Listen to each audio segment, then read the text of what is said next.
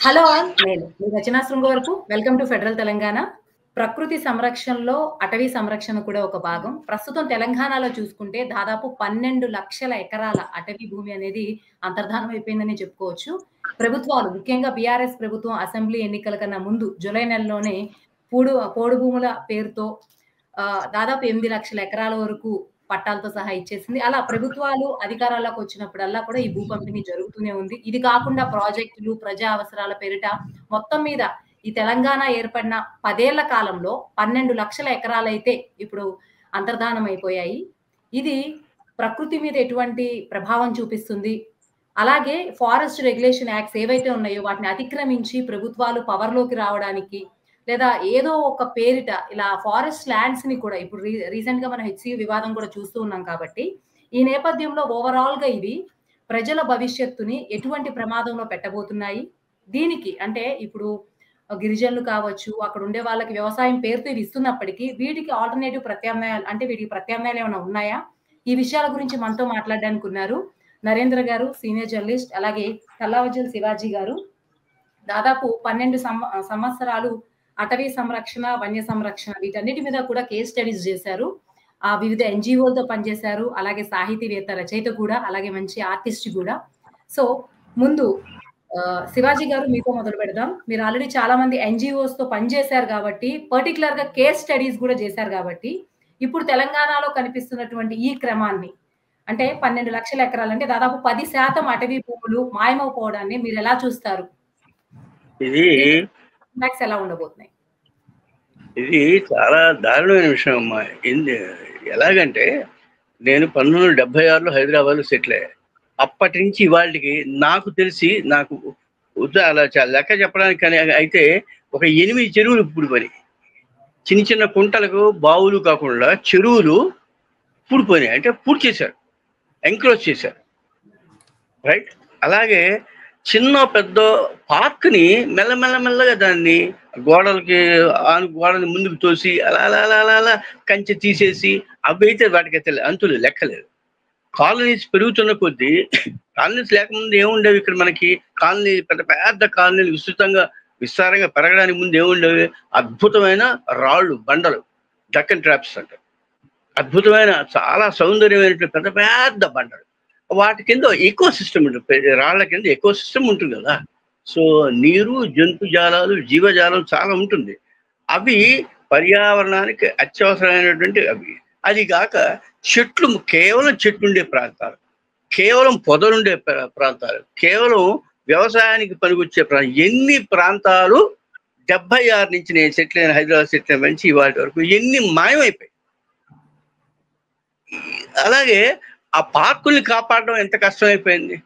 పాదచారుల కోసమనో, ఇంకో దానికోసం, సైకిల్ తిరగడం కోసం, ఇంకేదో దేనికోసం ముందు ఒకటి అరా మొక్క పీకడం మొదలు పెడతారు, చెట్లు కొట్టేస్తారు. దానికి ఏవో 1,00,000 కారణాలు చెప్తారు. ఇవాళ యూనివర్సిటీలో జరిగింది.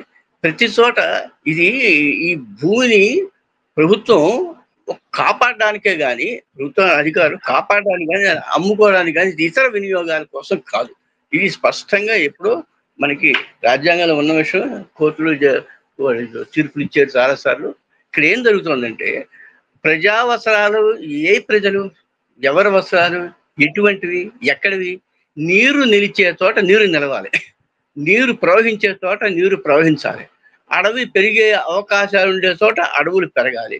ఈ అడవులు పెరగడం కోసం ఎన్ని రకాల చట్టాలు ఉన్నాయో అన్ని రకాల చట్టాలని, అలాగే పర్యావరణాన్ని కాపాడడానికి ఎన్ని రకాల చట్టాలు ఉన్నాయో క్లాజులతో సహా అన్ని ప్రజలకు ముందు తెలియాలి, తెలిసి తీరాలి. అందుకోసం నా ఉద్దేశం అంటే, చిన్న పిల్లల దగ్గర నుంచి హై స్కూలు, కాలేజీ, యూనివర్సిటీ వరకు విద్యార్థులకి ఆల్రెడీ పాఠ్యాంశాలు ఉన్నాయో నాకు తెలియదు, కానీ అది విస్తృతంగా ఉండాలి. పైన కాకుండా వారు సంరక్షించిన ఆ మూమెంట్, ఈ మూమెంట్, ఆ ఉద్యమకారులు, ఈ ఉద్యమకారుడు జీవితం ఏమిటి, అలా కాదు. ఆన్ ది హోల్ మన చట్టాలు ఏమిటి, మన కాన్స్టిట్యూషన్ ఏం చెప్తోంది, దాన్ని ఎట్లా ప్రజలు తమ వంతు బాధ్యతగా వాటిని ఎట్లా కాపాడుకోవాలి. కనీసం ఇన్ఫార్మ్ చేయరమ్మా, ఇన్ఫార్మ్ చేయ ప్రభుత్వానికి, అలా సంబంధిత అధికారులకు చెప్పాలి. మన ఇంటి ముందు 5-6 చెట్లు నిర్దాక్షిణ్యంగా కొట్టి పారేస్తారు. ఎందుకు కొట్టారో వాళ్ళకని ఇన్ఫార్మ్ చేయాలి. ఫస్ట్ అధికారులకి ఇన్ఫార్మ్ చేయాలి. వాళ్ళ విజిలెన్స్ ఉండాలి, వేరే షేర్లింగంపల్లి ఏరియాలో అది పేపర్లో వస్తున్న విషయమే. అనధికారంగా అలా ఎవరో వచ్చి ఒక 30-40 చెట్లు, పెద్ద పెద్ద చెట్లు కొట్టి పడేశారు. ఇప్పుడు కేసు జరుగుతున్న వేరే సంగతి. అలాగా ప్రజలకి అవగాహన కల్పించడం, అధికారులు బాధ్యతాయుతంగా ప్రవర్తించడంతో సగం సమస్య పరిష్కారం. తర్వాత ఈ ఈ- ఈ- ఈ ముఖ్యంగా నగరంలో అసలే పరిశ్రమల వల్ల, వాటి ఉద్గారాల వల్ల నీళ్లు కలుషితం అవుతున్నాయి, కాలువలు కలుషితం అవుతున్నాయి, చెరువులు కలుషితం అవుతున్నాయి. ఇవన్నీ ఉన్న ద్వారా కనీసం చెట్లైనా కాపాడుకోకపోతే ఎట్లా అంటే వాటిని వదిలిపెట్టమని కాదు. న్యూజిలాండ్ లో ఒక నదికి మానవ హక్కులు కల్పించారు. ఎలా కల్పించారు? మరి దానికి ఎవరో వేరే బయట అధికారులు కాదు, అక్కడ ఉండే మోరియా జాతి, ఆ జాతి గిరిజనులు ఎన్నుకున్నటువంటి వారి నాయకుల్ని, వారి కుల పెద్దల్ని అధికారులుగా పెట్టి దాన్ని పర్యవేక్షించడానికి పెట్టారు. మరి మన సంగతి చెప్పక్కర్లేదు. ఇట్లా ఉన్నప్పుడు మనందరి ఇది ఎవరో పక్కింటి వాడు చేసే పని కాదు, మన పని. ప్రతి వాడు దారిన పోయేవాడు అక్కడ జరుగుతున్నది నివేదించాలి. అవసరమైతే గ్రూపులుగా ఏర్పడి పిల్లు వేయాలి కదా. ఈ చర్యలు ఏమి చేయకుండా అవే సర్దుకుంటాయనుకోవడం చాలా చాలా తప్పని నా ఉద్దేశం. థ్యాంక్ యూ శివాజీ గారు. సో నరేంద్ర గారు, మీరు చెప్పండి, ఈ డేంజరస్ పరిణామం, ఈ ప్రమాదకరమైనది తెలంగాణ భవిష్యత్తుని ఎలా ప్రమాదంలో పెట్టబోతుందని మీరు అనుకుంటున్నారు? తెలంగాణలో మొత్తం భూభాగంలో లెక్కల ప్రకారం 1/4 వంతు అటవీ ప్రాంతం ఉంది సుమారుగా. అయితే దాంట్లో నిజంగా అడవులు ఉన్నాయా లేవో విషయం. దాంట్లో రిజర్వ్ ఫారెస్ట్ అనేది ఎంత ఉంది అనేది చాలా విషయం. కానీ దాదాపు 1/4 భాగం ఉంది. ఇంత తెలంగాణలో ఉన్నటువంటి జీవ వైవిధ్యం అనేది చాలా విశేషంగా, చాలా ఎక్కువగా ఉన్నాయి. మొక్కలు కానీ, జంతువులు కానీ, పక్షులు కానీ, అనేక రకాలుగా తెలంగాణలో ప్రకృతి సంపద అనేది చాలా విశేషంగా ఉంది. అయితే అభివృద్ధి పేరుతో విచ్చలవిడిగా ఒక ప్రణాళికాయుతం లేకుండా ఇష్టం వచ్చినట్లు ఒక్కొక్క ప్రభుత్వం ఎవరికి వాళ్ళుగా ఈ ప్రకృతి సమతుల్యాన్ని దెబ్బతీసే విధంగా ఈ అటవుల మీద పట్ల వ్యవహరిస్తున్నారు. ఉదాహరణకి హైదరాబాద్ సెంట్రల్ యూనివర్సిటీలో చూసాం. ఆ భూముల మీద ఎప్పుడో అసలు యూనివర్సిటీకి దాదాపు 2000 ఎకరాల భూమి అవసరం లేదు వాస్తవానికి. అయినా కూడా దానికి ఒక ప్రకృతి సంపదగా ఉంటుంది. భవిష్యత్ తరాలకి 200 సంవత్సరాలు చదువుతావు, 200 సంవత్సరాలు చదువుతావు, యూనివర్సిటీకి పనికి వస్తుందనే ఉద్దేశంతో అప్పుడు ఇచ్చారు ఆ భూమిని. ఆ భూమిని కాజేయాలని మాకు తెలిసే రాజశేఖర రెడ్డి, అంత ముందు ఉన్నటువంటి చంద్రబాబు నాయుడు ప్రభుత్వం నుంచి కూడా ప్రతి ప్రభుత్వం కూడా దానికి ప్రైవేట్ వాళ్ళకి అప్పచెప్పడం కోసం ఎవరి ప్రయత్నాలు వాళ్ళు చేస్తూ వచ్చారు. చివరికి ఇప్పుడు గప్చిప్పుగా ప్రభుత్వానికి మాకు గతంలో యూనివర్సిటీ దారదత్తం చేసిందని చెబుతూ సుప్రీంకోర్టు ఏదో ఆశ్చర్యపోయింది. కేవలం 3 రోజుల్లో కొన్ని వందల యంత్రాలు పెట్టి ఏ విధంగా అలాంటి చెట్లు మామూలుగా ప్రభుత్వంలో అలాంటి చెట్లు నరికేయాలంటే కనీసం సమయం పడుతుంది. కానీ బగలు దీన్ని ఒక మిషన్ గా తీసుకుని బహుశా ప్రభుత్వం ఏ కార్యక్రమం మీద కూడా అంత ఆసక్తి చూపుండదు. అక్కడ ఉన్నటువంటి వృక్ష సంపదని నరికేసి చెత్త చేసే ప్రయత్నం చేయటం సుప్రీంకోర్టుకి ఆశ్చర్యపరిచింది. ఎందుకు వీళ్ళు విధంగా చేస్తున్నారు అంటే, గతంలో కేసీఆర్ ప్రభుత్వం ఉన్నప్పుడు అటవీ దినోత్సవాలు పెడుతూ కొన్ని లక్షల మొక్కలు నాడుతున్నాం, వాటన్నిటికీ జియో ట్యాగులు వేస్తున్నాం, తెలంగాణ స్వరూపం మారిపోతుందని మనకు చాలా చెప్పారు. అయితే ఆ మొక్కలన్నీ ఇప్పుడు ఎక్కడున్నాయో, ఏమైనాయో ఎవరు పట్టించుకోవట్లేదు. ఈ విధంగా అభివృద్ధి ఒక ప్రణాళిక లేకుండా విచ్చలవిడిగా అభివృద్ధి పేరుతో విధంగా అడవులను కానీ, ప్రకృతి వనరులు కానీ, పర్యావరణాన్ని కానీ హాని చేసేటువంటి ప్రయత్నాలని దాదాపు ప్రతి ప్రభుత్వం చేస్తుంది. అది కొందికి వాస్తవానికి భారతదేశంలో పర్యావరణాన్ని కాపాడటానికి, అడవులు కాపాడటానికి కఠినమైన చట్టాలు మన దేశంలో ఉన్నట్లు ప్రపంచంలో బహుశా ఎక్కడో ఉండకపోవచ్చు.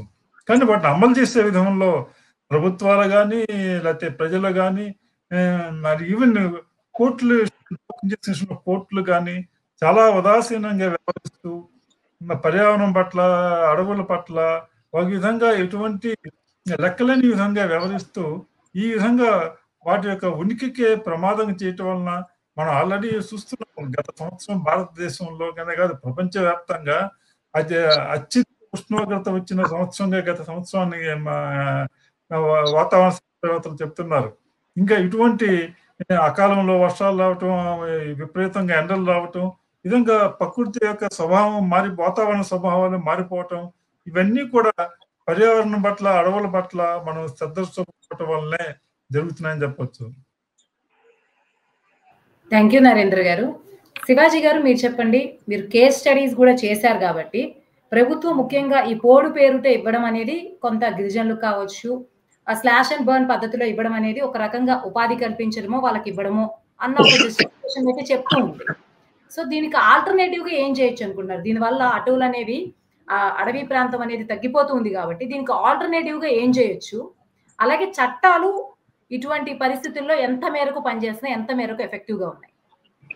ఇది రెండు రకాలమ్మా. ఒకటి, ప్రభుత్వం అడవుల్ని పెంచడానికి, సంరక్షణ చేయడానికి తగిన మార్గాంతరాలు వాళ్ళ రూల్స్ అండ్ రెగ్యులేషన్ ప్రకారం ఉన్నాయి. అవి అమలు పరుస్తారు.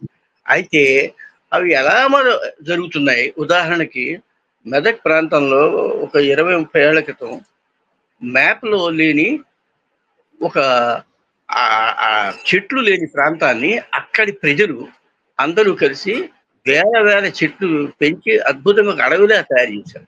ఒక క్రమంగా జరిగింది. ఆ తర్వాత అప్పుడెప్పుడో రికార్డ్స్ ప్రకారం అక్కడ లేదు కనుక పెంచాలని చెప్పి అధికారులు ఏం చేశారు, ఆ చెట్లు పెంచిన దాదా ఆ ప్రాంతం అంతా కొట్టిపడేసేసి బుల్డోస్ వెంటనే మన వాళ్ళు పడగొట్టడంలో మనం మించిన వాళ్ళు లేరు. ముందు పడగొడతారు. పడగొట్టి ఏం చేశారు, అక్కడ యూకలిప్టస్, వాళ్ళకేవో రూల్స్, వాళ్ళకేవో ఐడియాలు ఉంటాయి. అది ఆ చెట్టు ఏ ప్రాంతంలో ఏ చెట్లు ఉంటాయి, వాటి ప్రయోజనాలు ఏమిటి, అది ముఖ్యమా? ఇతర అవసరాల కోసం వాళ్ళకి కావాల్సిన చెట్లు పెంచడం ముఖ్యమా? అసలు ఇంతకీ ఏంటంటే అక్కడ ఆల్రెడీ అడవి ఉన్న దాన్ని రాత్రి నరికి అది అడ్డుపడిన వాళ్ళని, అడిగిన వాళ్ళని, ప్రశ్నించిన వాళ్ళని హైదరాబాద్ నగరంలో 2 రోజుల పాటు ముసలి ముత్తగా అందరి పిల్ల జల్ల కోడి పెడతా అరెస్ట్ చేసి పెట్టి దానికి పెద్ద కేసు అయింది. ప్రెస్ క్లబ్లో మీటింగ్ పెట్టారు. అంతా ఇలా చాలా చోట్ల నేను గమనించిన అనేక ప్రాంతాల్లో ఈ కేస్ స్టడీస్ కోసం వెళ్ళినప్పుడు అది ఏం జరుగుతుందంటే, సహజంగా గిరిజనులు అనేవాళ్ళు వాళ్ళకి అది ఏ దేశమైనా సరే వాళ్ళకి ఎంత తక్కువ అవసరమో అంత తక్కువ ప్రకృతి నుంచి తీసుకుని దానిని మళ్ళీ అక్కడ ఆ స్థానంలో యథాతథంగా ఉండేట్టుగా చెట్లు పెంచి, నీరైతే ఆ చెరువులో కుంటను విస్తారం చేసుకుని సహజంగా, ఎందుకంటే వాళ్ళు అక్కడ మనగలగాలి, బతకాలి కదా. పోయినసారి కేదార్నాథ్ దగ్గర అంత పెద్ద ప్రవాహం వచ్చి మొత్తం కొట్టేసినప్పుడు ఆ కొండ మీద జనం ఏం చెప్పారంటే, మేము కష్టపడి 1.5 మైళ్ళు 2 మైళ్ళు నడుచుకుంటూ కొండ దిగొచ్చి ఇక్కడ నీళ్లు తీసుకెళ్తాం, కానీ ఇక్కడ మేము చిన్న సైజు విజయవాడని హైదరాబాద్ని తయారు చేయలేదండి. నది పక్కనే ప్రవాహం జరిగే పక్కనే మేము ఉండలేదండి. తర్వాత వచ్చారు అంతేనండి. గిరిజనులకి, ఆ ప్రాంతంలో ఉండే వాళ్ళకి వాళ్ళ అవసరాలకి ఎంత కావాలో అంతే తీసుకుని వాటిని అభివృద్ధి చేసేటట్టు సహజమైన ప్రక్రియ వాళ్ళ దగ్గర ఉంది, పద్ధతులు ఉన్నాయి, వాళ్ళకి మార్గాలు. ఇది ఏమిటంటే అధికారులు అనేవాళ్ళు, మనం అధికారులను వాళ్ళ మీద తప్పుతో నెట్టడం కాదు, అందులో చాలా అద్భుతమైన పనులు చేసిన వాళ్ళు, గొప్ప ఆలోచన చేసి దాన్ని ఎలా అమలుపరచాలో పద్ధతి నిర్ణయించిన వాళ్ళు, యాక్షన్ తీసుకున్న వాళ్ళు ఉన్నారు, లేరని కాదు. మొత్తం మీద ఏం జరుగుతుందంటే, వాళ్ళు అనుకునేదే, వాళ్ళతో సంప్రదింపులు ఏ పాటు ఉన్నాయో తెలియదు. వన సంరక్షణ సమితులను ఏర్పరిచి క్రమం ముందు బాగానే ఉంది, మొదలు పెట్టారు. తర్వాత ఏమైంది, ఇవాళ లేవు అసలు. వాళ్ళు అందులో రాజకీయ ప్రవేశం జరుగుతుంది. అందులో ఒక అధికారులు ఉంటారు, అది చూడటానికి అదంతా ఒక వ్యవస్థ తయారవుతుంది. ఆ వ్యవస్థ దేనికి? పర్యావరణాన్ని, అడవుల్ని, నీటిని సంరక్షించడం కోసం అనేది ప్రధాన ఉద్దేశం. అది పోయి వాళ్ళకు అనుమైన చట్టాన్ని, వాళ్ళ నిబంధనలకు అనుగుణంగా ఉందా లేదా చూడడమే అది పద్ధతి అయింది. దానివల్ల ఏంటి, అక్కడ ప్రజలు ఏం కోరుకుంటున్నారు? వాళ్ళని అక్కడి నుంచి ఇక్కడ డ్యామ్ కడుతున్నామో ఇక్కడ నీళ్ళు వస్తాయని వాళ్ళని పొమ్మంటే, వాళ్ళు సహజంగా ఉండే ప్రాంతాన్ని వెళ్ళి వదిలిపెట్టి ఎక్కడ ఎలా మనగలుగుతారు, ఎలా ఉంటారు వాళ్ళు? వీళ్ళు దేనికోసం ఎవరిని పంపించేస్తారు మనం అడవుల నుంచి? అలాగే మన కళ్ళ ముందు వేల ఎకరాలు పంట భూములు, కూరగాయలు పండించే, ఇతర పంటలు పండించే ఇవన్నీ భూముల్ని ఇళ్ల స్థలాలుగా సగం వీళ్ళు మారుస్తున్నారు, సగం వాళ్ళు కాజేసి ఎంకరేజ్ చేసి వాళ్ళు చేస్తారు. చూడాలి ఈ చెరువులన్నీ ఆక్రమించుకోవడం లేదు. అలాగే సో దీనికి అటు అధికార వైపు, ప్రభుత్వం వైపు, చట్టాల వైపు ఎంత భద్రత కల్పించేటువంటి అవసరం ఉందో, ప్రజల నుంచి కూడా అంతే నిబద్ధత ఉండాలి. వాళ్ళంతే దాన్ని గమనిస్తూ తగిన చర్యలు తీసుకోవాలి, అవతల వాళ్ళు ఇన్ఫార్మ్ చేస్తూ ఉండాలి. దానికి సంఘాలు ఏర్పడాలి. ఉన్నవి నిద్రపోకుండా పనిచేస్తూ ఉండాలి. ఇది 2 వైపులా ఉందన్నమాట బాధ్యత. థ్యాంక్ యూ శివాజీ గారు. సో నరేంద్ర గారు, మీరు శివాజీ గారు చెప్పింది విన్నారు. ప్రాక్టికల్‌గా ఒక జర్నలిస్ట్‌గా మీరు మొత్తం పొలిటికల్ పార్టీస్ ఇవన్నీ చూసారు కాబట్టి మీరే అన్నారు, హరితహారం గావచ్చు, ఏదన్నా గావచ్చు బీఆర్ఎస్ గవర్నమెంట్‌లో తెలంగాణ సంస్కృతి గురించి ఎంత హైలైట్ అయ్యి ఇదంతా చేశారో, అదే విధంగా ప్రకృతి పరిరక్షణ విషయంలో కూడా చెట్లు నాటడం వేల చెట్లు మనకి ఎప్పుడు వార్తల్లో కనిపిస్తూ ఉండేవి. ఒక పక్క అవి చేస్తూనే ఇంకో పక్కన ఇంకా ఇలా చెట్ల నరికివేత, ఈ ద్వంద్వ రకమైనటువంటి ప్రవర్తనని మనం ఎలా చూడొచ్చు? అంటే ప్రభుత్వం ఈ విధంగా ఇప్పుడు ఇవాళ పట్టణాల్లో కానీ జనాభా పెరగటం వలన, పట్టణీకరణ పెరగటం వలన ఈ విధంగా ఉన్న ప్రకృతి ఒక సరైనటువంటి ప్లానింగ్ లేకుండా ప్రభుత్వం కూడా పట్టణాలకి ప్రాధాన్యత ఇవ్వటం వలన ఇప్పుడు ఒక హైదరాబాద్ అంటే హైదరాబాద్ మొత్తం చోట్ల హైదరాబాద్ నెంబర్ అని కొన్ని వందల చెరువులు ఉండేవి. అవన్నీ కూడా ఇవాళ అసలు ఎక్కడ ఉనికిలో లేకుండా పోయాయి. మన ముందే గతంలో నిజాం సమయంలో వేసినటువంటి అనేకమైన పార్కులు ఇవాళ అవన్నీ కూడా ఉనికి లేకుండా పోతున్నాయి. మన ముందే పార్కుల్లోనే బహిరంగంగా పార్కులు, చెరువుల్లో బహిరంగంగా రియల్ ఎస్టేట్ వాళ్ళు కానీ వీళ్ళు కానీ భూములు ఆక్రమించి అక్కడ భవనాలు కట్టడం, ఫ్లాట్లు వేయటం, దానికి రాజకీయ నాయకులు ఎక్కువ అండదండలు ఉండటం, ఇవన్నీ మనం చూస్తున్నాం. ఇవన్నీ కూడా ఒక విష సర్కిల్గా జరుగుతున్నాయి. ప్రభుత్వంలో వీటన్నిటిని కూడా అరికట్టేటువంటి చిత్తశుద్ధి కానీ, ఉన్న నియమాలని కానీ, చట్టాలను కానీ అమలు చేసేటువంటి నిజాయితీ కానీ మనకి కనిపించట్లేదు. ముఖ్యంగా కేవలం తెలంగాణలో కాదు, దేశవ్యాప్తంగా కూడా ఈ అటవీల పరిరక్షణ మీద, అభివృద్ధి కార్యక్రమాల మీద భిన్నమైనటువంటి ధోరణులు కనిపిస్తున్నాయి. ఉదాహరణకి గత 10 సంవత్సరాల్లో అటవీ ప్రాంతాల్లో అభివృద్ధి పథకాలకు ఇచ్చే కానీ, ప్రైవేట్ పరిశ్రమలకు కానీ ఇచ్చినటువంటి అనుమతులు ఏమి ఉన్నాయో వాటిని స్వతంత్రం వచ్చినప్పటి నుంచి కూడా ఇచ్చినటువంటి దాఖలాలు ఇంతగా చాలా ఉదారంగా కేంద్ర రాష్ట్ర ప్రభుత్వాలు అనుమతులు ఇస్తున్నాయి. వాటి కోసం కేంద్ర ప్రభుత్వం అయితే పర్యావరణం మీద దాని యొక్క ప్రభావం, ప్రాజెక్ట్ ప్రభావం ఏముంటుందని ఎన్విరాన్మెంట్ అసెస్మెంట్ రిపోర్ట్లు ఉంటాయి.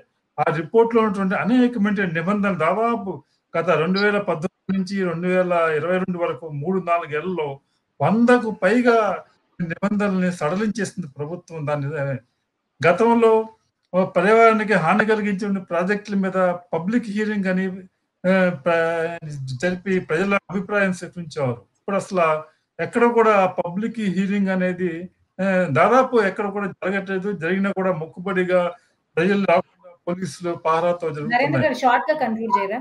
కాబట్టి ఈ విధంగా ప్రభుత్వాలే ఈ విధంగా అడవుల యొక్క తగ్గిపోవడానికి, హరించిపోవడానికి ప్రత్యక్షంగా కారణమవుతున్నాయి. థ్యాంక్ యూ నరేంద్ర గారు.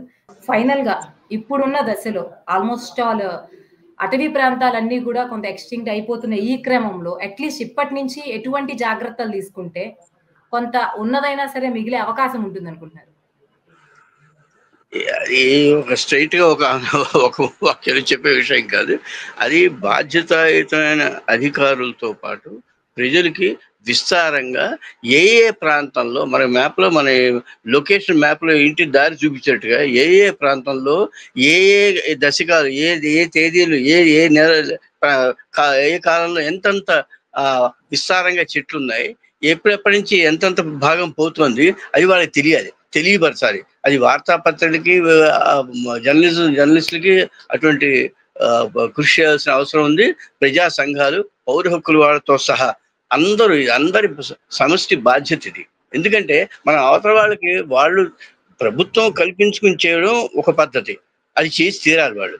వాళ్ళ తరఫున వాళ్ళకి ఉన్నారు, వాళ్ళ తరఫున రాజకీయ నాయకులు ఉన్నారు కదా అని వదిలేయకుండా మనం వెంటబడి, మనం గుర్తు చేసి, మనం ఇక్కడ ఉన్నాము, మనకి ఇది జరుగుతోందని చెప్పగలిగేటువంటి సంఘాలు ఉండాలి, పౌర హక్కుల సంఘాలు ఉండాలి, మామూలుగా పర్యావరణ పరిరక్షణ సంఘాలు ఉండాలి, ఎన్జిఓల దాకా విడివిడిగా కూడా విద్యార్థుల దగ్గర నుంచి యూనివర్సిటీ విద్యార్థుల వరకు వాళ్ళు గుంపులుగా ఏర్పడి సామూహికంగా తీసుకోవాల్సినటువంటి చర్యలు చాలా ఉంటాయి.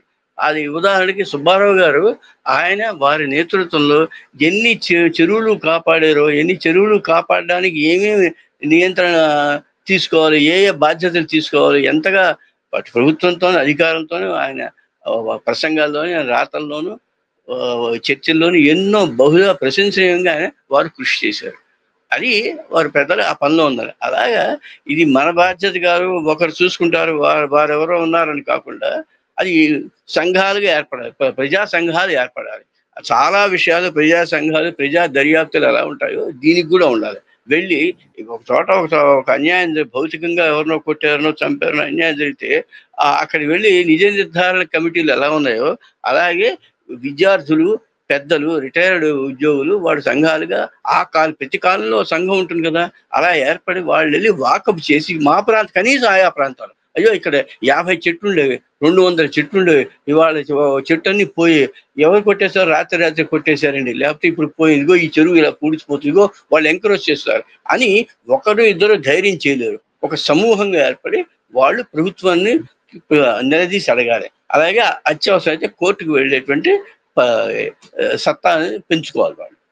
అది ప్రభుత్వం కూడా ఎప్పటికప్పుడు, ఎందుకంటే ఇప్పుడు మన ప్రపంచంలో పసిపిల్లలు, స్త్రీలు, పర్యావరణం ఇవి 3 ప్రధాన అంశాలు. 3 ప్రధాన అంశాల్లో మనం పర్యావరణం గురించి మాట్లాడుతాం కనుక దానికి సంబంధించిన అధికారికంగా ఏర్పడినటువంటి ఉత్తర్వులు లేకపోతే ఇతర రూల్స్ అండ్ రెగ్యులేషన్ పక్కన పెడితే వాళ్ళుగా విజిలెన్స్, ఆ విజిలెన్స్ ని పెంచకపోతే ఎక్కడ ఏం జరుగుతుందో వాళ్ళు ఎవరో చెబితే కానీ తెలుసుకోరా? వాళ్ళు కేవలం రిపోర్ట్లు, ఏరియల్ రిపోర్ట్లు చూసి కదలాల్సిందేనా? అంచేత బాధ్యత ప్రభుత్వానికి, అధికారులకు ఎంత ఉందో మన వైపు కూడా అంతే ఉందని నేను భావిస్తాను. అలా తీసుకొని పక్షంలో చెరువులు మన కళ్ళ ముందే పోయి మా ఏరియాలో నాకు తెలుసుకొని పుడిగిపోయేలా తయారు చేస్తారు. అది ఎవరు నివేదించాలి? ఎవరు మనం చెప్పకపోతే ఎవరు చెప్తారు? వాళ్ళ రాజకీయ అవకాశాల కోసం అధికారులు, అనధికారులు వాళ్ళ ప్రయత్నాలు వాళ్ళ అవసరాలకు వాళ్ళు ప్రవర్తిస్తారు. వాళ్ళు మంచిగా ప్రవర్తించినవి ఉన్నాయి, అలా కాకుండా ఉదాసీనంగా వాటిని వదిలేసినవి కూడా ఉన్నాయి కదా, వాటి వల్ల కదా ఇబ్బంది. అది సుబ్బారావు గారు వారు నిష్ణాతుల విషయంలో చాలా స్పష్టంగా చెప్పగలరు. థ్యాంక్ యూ శివాజీ గారు. సుబ్బారావు గారు మీరేమనుకుంటున్నారు, మీరు చెప్పండి. ఇప్పుడు ప్రెసెంట్ అయితే తెలంగాణలో 10% అటవీ భూమి అనేది అంతర్ధానం అయిపోయినట్లే. ప్రభుత్వాలు కావచ్చు, అవసరాల పేరిట, పోడు భూముల పేరిట, ప్రాజెక్టుల పేరిట 12 లక్షల ఎకరాల భూమి అయితే ఇప్పుడు లేదు. సో ఈ నేపథ్యంలో ఇది పర్యావరణానికి చేసేటువంటి హాని. కొన్ని అట్లీస్ట్ దీనికి ఆల్టర్నేటివ్ గా, ఎందుకంటే ప్రభుత్వాలు కూడా వాళ్ళు వ్యవసాయం చేసుకోవడానికి స్లాష్ అండ్ బర్న్ పద్ధతిలో ఇస్తున్నామని చెప్తున్నారు కాబట్టి, ముఖ్యంగా ఎన్నికల ముందు దీనికి ఆల్టర్నేటివ్ గా ఏమైనా చేయొచ్చా వాళ్ళకి లైవ్లీహుడ్ ఇవ్వడానికి? సో ఓవరాల్ గా ఎన్విరాన్మెంటల్ ఇంపాక్ట్ అలాగే ఆల్టర్నేటివ్స్ ఏమైనా ఉంటే మీరు చెప్పండి సార్. ఇది ముఖ్యంగా పర్యావరణ అంటే అసలు ఇప్పటికి కూడా ఒక కాస్మెటిక్ ట్రీట్మెంట్ కిందనే మిగిలిపోయి, మొక్కలు నాటేస్తే చాలు, చెత్తను తీసేస్తే చాలు అన్న భావనతోటి భారతీయులందరం బతుకుతున్నాం. ఇది దౌర్భాగ్య పరిస్థితి. ప్రపంచంలో ఉన్న జీవకోటికి అన్నింటికీ మూలాధారం 5 వనరులు: నీరు, గాలి, శక్తి, ఓపెన్ స్పేసెస్, భూమి. భూమి వినియోగంలో మన పూర్వీకుల కాలం నుంచి ఎన్నో కట్టుబాట్లు ఉన్నాయి. అంటే చెరువుని తీసి భూమిని చేసేస్తా, అడవిని తీసి బిల్డింగ్ కడతా అంటే కుదరదు. దానికి నిర్దిష్టమైన రెగ్యులేషన్స్ ఉన్నాయి, చట్టాలు ఉన్నాయి. ఇది కొత్తగా రాలేదు, వందల వేల సంవత్సరాల నుంచి ఉన్నాయి.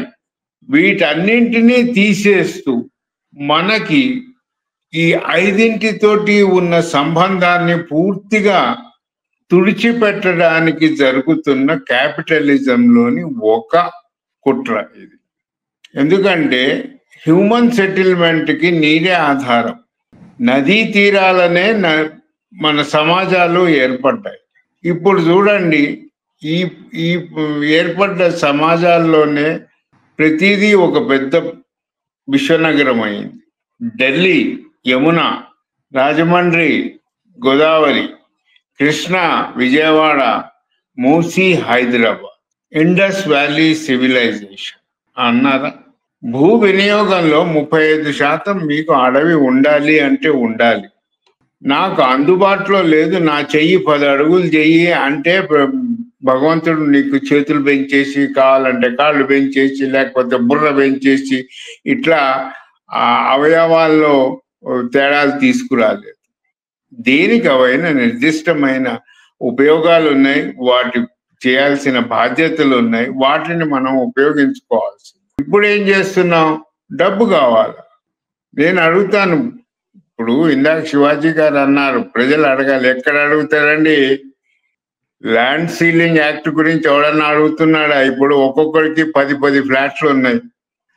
నగరంలో ఒక వ్యక్తికి ఒకే ఇల్లు ఉండాలి, ఒకే ప్లాట్ ఉండాలి అన్నది 90లో జరిగిన 70లో జరిగిన ఉద్యమాలు. మరి ఈరోజు వీడికి ఫామ్ హౌస్ ఉంది, వాడికి అది ఉంది, ఎవరికి ఎంత ఎక్కువ ఉన్నదో చెప్పుకుంటున్నాం. భూమి కృషించిపోతోంది, అడవులు కృషించిపోతున్నాయి. మీరు అంతగా అడవుల గురించి బాధపడుతున్నారు. గచ్చిబౌలిలో బస్ స్టాండ్ కట్టడానికి భూమి లేదు తెలుసా? పబ్లిక్ టాయిలెట్స్ కట్టడానికి భూమి లేదు. అదే ప్రాంతంలో 100 ఎకరాలు నేను ఇంకా అమ్మేస్తాను అంటే పబ్లిక్ ఫెసిలిటీస్ ఈ దేశంలో, జనాభా ఎంత ఉధృతంగా ఉన్న దేశంలో మరి సామాజిక అవసరాలు ఎలా తీరుస్తారు? భూమి ఎప్పుడు తగ్గిపోతుందే కానీ పెరగదు. వర్షం ఏదైనా సైక్లోన్ వస్తే ఎక్కువ నీళ్లు పడతాయేమో కానీ దీంట్లో మటుకు భూ వినియోగంలో మార్పులు కానీ ఏమంటాం అవగాహన కానీ అసలు ఈ దేశంలో ఉన్న రాజకీయవేత్తలకు కానీ ప్రభుత్వ అధికారులకు కానీ ఇప్పుడున్న యంగ్స్టర్స్ పర్టికులర్ ప్రజలకు కానీ ఎవరికి ఏది లేదు. గచ్చిబౌలిలో ఇప్పుడు 50 కోట్లు ఓ ఎకరం. ఏం చేస్తావు? ఓ పబ్లిక్ ఆసుపత్రి కట్టగలుగుతావా? వర్షం పడితే వెళ్ళే వరద నీరుకి స్థలం లేదు. ల్యాండ్ ఎక్విజిషన్ ఎట్లా చేస్తావు? 50 కోట్లు ఇచ్చి నువ్వు వరద కాలువ కడతావా? ఎక్కడండి? ఏమి ఆలోచన చేస్తున్నారు? సోషలిజం అన్నాం, కమ్యూనిజం అన్నాం, అందరికీ equitable distribution of the resources అని అన్నాం. ఇవన్నీ ఎవరు సృష్టించినవి కాదు, ప్రకృతి ఇచ్చింది, పైవాడు ఇచ్చినవి. వీటిపైన అందరికీ హక్కు ఉంది. ఫుట్పాత్ మీద నడవలేం, రోడ్డు క్రాస్ చేయలేం. ఏమిటిది? ఈ దౌర్భాగ్య పరిస్థితి ఎందుకు తీసుకొస్తున్నాం? డబ్బు డబ్బు డబ్బు డబ్బు అన్నది ఒక కథ జ్ఞాపకం వస్తుంది నాకు. రాజుగారికి ఓ దేవుడు వరం ఇస్తాడు, ఏది ముట్టుకున్నా బంగారం అవుతుందంటే వాడి కర్మానికి వాడి కూతురునే ముట్టుకుంటే కూతురే బంగారు బొమ్మ అయిపోయింది.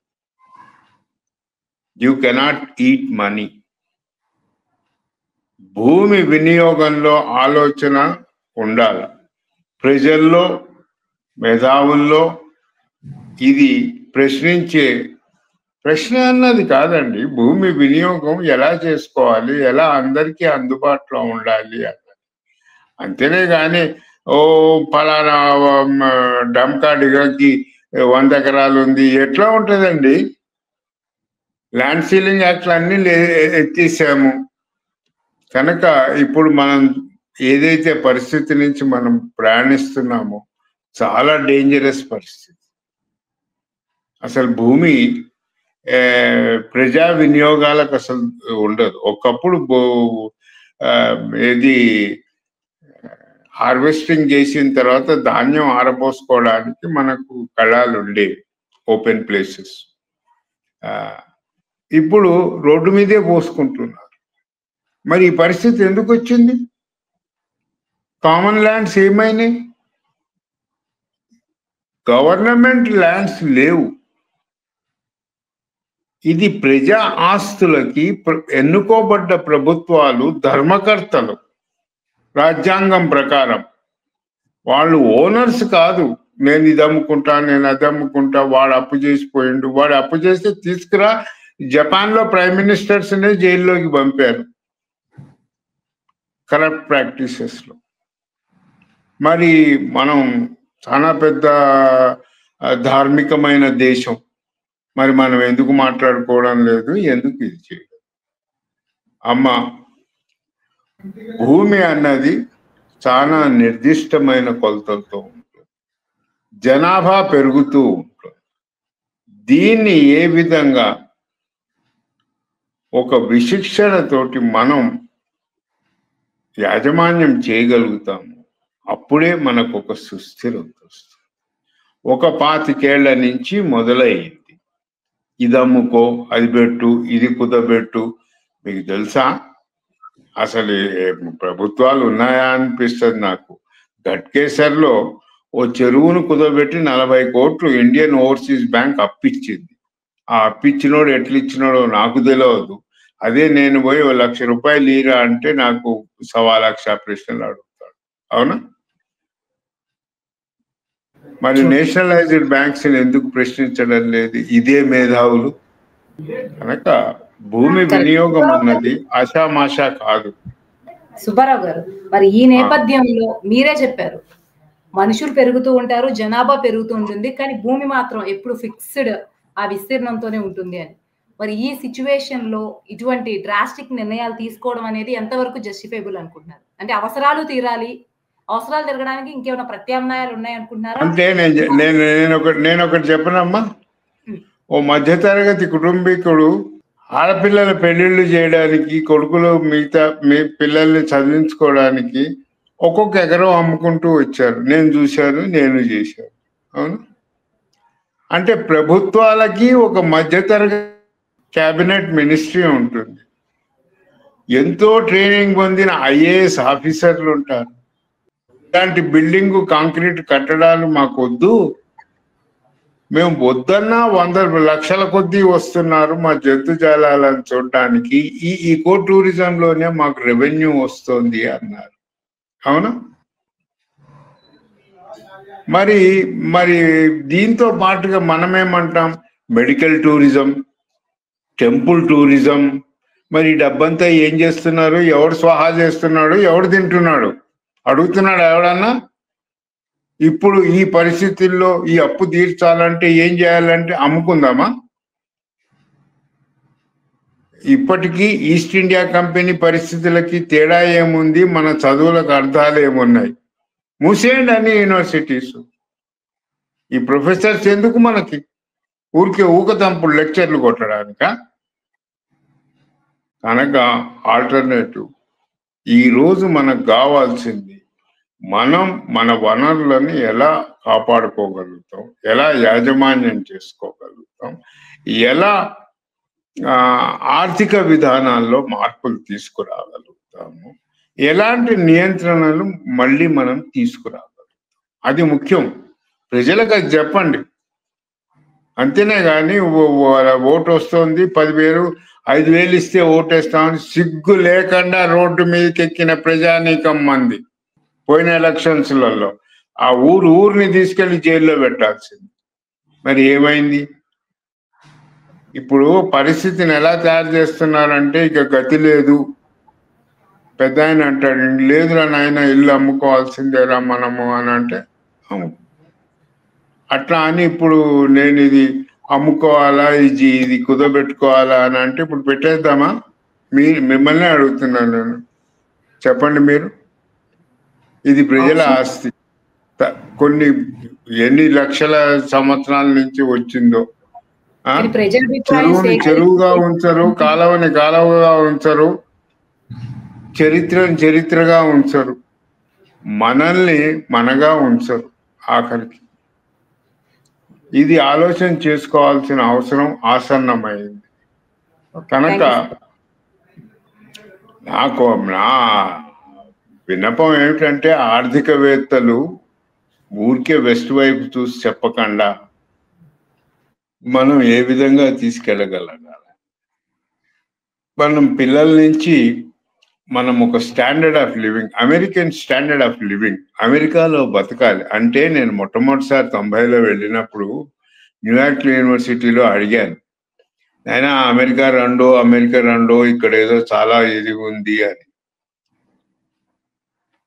బయట ప్రపంచం అంతా అమెరికా రావడానికే ప్రయత్నంలో ఉంది. నిజంగా వాళ్ళు వస్తే మీరు కొట్టుకుపోతారా? ఒక హైప్ క్రియేట్ చేస్తారు, మార్కెట్ హైప్. నాకు తెలుసు ఎంతో మంది యూత్ అమెరికాకి వెళ్తే చాలు $1 సూసైడ్ చేసి చచ్చిపోయిన వాళ్ళు కూడా ఉన్నారు అమెరికాకి వెళ్ళి.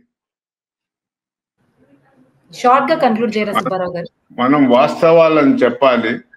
భూ వినియోగం అన్నది ఏమిటి అన్నది, పర్యావరణం అన్నది ఏమిటి అన్నది మనం అవి చెప్పకుండా ఏం చేస్తున్నామని అంటే చాలా ఉన్నట్టుగా మనం ఒక భ్రమలో బతుకుతూ భూ వినియోగంలో మన ఇష్టం ఉన్నట్టుగా ఆడుకుంటున్నాం. ఆ ఆటలో మనం అందరం చాలా ఇబ్బందులు ఎదుర్కోవాల్సి వస్తుంది. ఎన్నో జీవరాశుల్ని ఇప్పుడే కోల్పోయాము. ఎంతో మంది ట్రైబల్ ఏరియాస్లో వాళ్ళ జీవితాలు కోల్పోయారు. ఇప్పుడు ఏమైందని అంటే పోయే కాలం నగరాలకు వస్తుంది. అంతకు మించి నేనేం చెప్పలేనమ్మా. ఈ భూ వినియోగంలో ఏదైతే మేధావులు చదువుకున్నారో స్పేషియల్ ప్లానర్స్ అంటారు, వీళ్ళు మన విధానంలో కూడా ఉన్నారు, సిస్టంలో హెచ్ఎండిఏలో ఉన్నారు, జిహెచ్ఎంసిలో ఉన్నారు. వీళ్ళు కేవలం ఇల్లు శాంక్షన్ కి క్యాన్సిల్ చేయడానికి డబ్బులు వసూలు చేసుకోవడానికే ఉద్యోగం చేస్తున్నారు, కానీ భూమి ప్లానింగ్ లో లేదు.